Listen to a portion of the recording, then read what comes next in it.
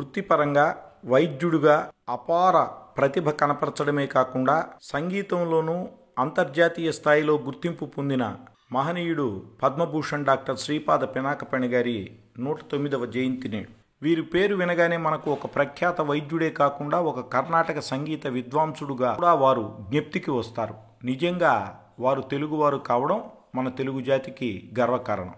పినాకపాణి గారు 11వ ఏట వరకు పుట్టిన శ్రీకాకుళం ప్రియాగ్రహారంలో ప్రాథమిక విద్యను, విజయనగరంలో ప్రాథమికోన్నత విద్యను అభ్యసించారు. 1939లో ఆంధ్ర మెడికల్ కళాశాలలో ఎంబీబీఎస్, 1945లో జనరల్ మెడిసిన్లో ఎండీ పూర్తి చేశారు.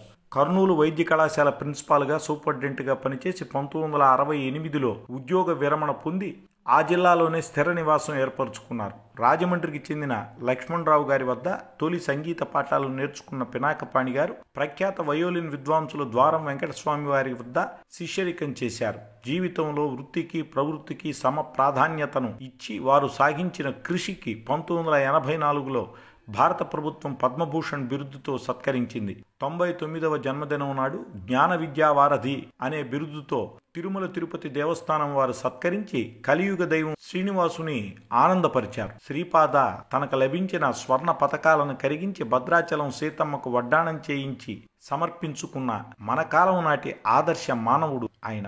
పాణినీయం, ప్రవృత్తి, స్వరరామం, అభ్యాసం, నా సంగీత యాత్ర అనే రచనలు చేశారు. 2013 మార్చి 11న 99 ఏళ్ల వయస్సులో శ్వాసకోశ వ్యాధితో బాధపడుతూ తుది శ్వాస విడిచారు. ఒక్క మాట, మన దేశంలో సమయాన్ని వృధా చేయడంలో భాగంగా చెప్పే మాట, మాకు సమయం లేదు, సాధన చేయడానికి సమయం దొరకడం లేదు. మరి అదే సమయం కదా అంటే పినాకపాణి గారికి కూడా 24 గంటలే కదా.